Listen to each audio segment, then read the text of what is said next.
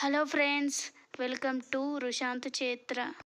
ఈరోజు చాలా tasty recipe చేసుకుందాం. గుమ్మడికాయ పప్పుచారు. గుమగుమలాడుతూ చాలా చాలా టేస్టీగా ఉంటుంది. ఈజీ స్టైల్లో చేసుకుందాం. గుమ్మడికాయని తీసుకొని తొక్క తీసి మనకు కావాల్సినన్ని ముక్కలు కట్ చేసుకోవాలి. కావాల్సినవి అన్నీ కట్ చేసుకొని పెట్టుకున్నాను. గుమ్మడికాయ పప్పుచారు కోసం నేను ఒక గ్లాసు కందిపప్పు తీసుకున్నాను.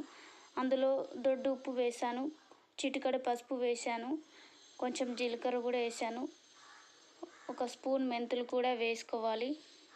అన్నీ కలిపి మూత పెట్టేసి మెత్తగా ఉడికించుకోవాలి. కుక్కర్ మూత తీసి పప్పు ఉడికిందని చూసుకోవాలి.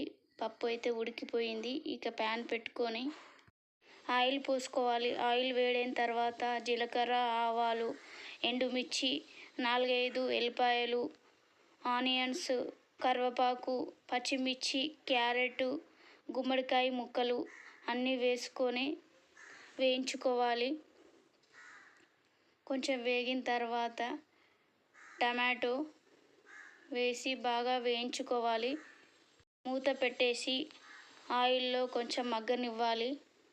ముక్కలన్నీ ఆయిల్లో వేగిన తర్వాత చిటికెడు పసుపు వేసుకోవాలి. కారం తగినంత సాల్ట్ వేసుకొని కలుపుకోవాలి. కొంచెం జీలకర్ర పొడి వేసుకోవాలి. ఇంకా టేస్ట్ కోసం కొంచెం బెల్లం వేసుకోవాలి.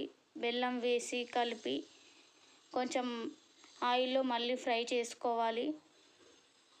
ఫ్రై అయిన తర్వాత చింతపండు పులుసు పోసుకోవాలి. పోసుకొని బాగా మరిగించిన తర్వాత పప్పు వేసుకోవాలి.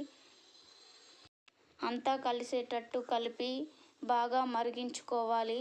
అంతే, గుమ్మడికాయ పప్పుచారు రెడీ. గుమగుమలాడే గుమ్మడికాయ పప్పుచారు రెడీ. వేడి వేడి అన్నంలో పోసుకొని తింటే ఆహా ఎంత బాగుంటుందో. నచ్చితే ఒక లైక్ చేయండి, కామెంట్ చేయండి. అలాగే నా ఛానల్ ఫస్ట్ టైం చూస్తున్నట్టయితే సబ్స్క్రైబ్ చేసుకోండి ఫ్రెండ్స్.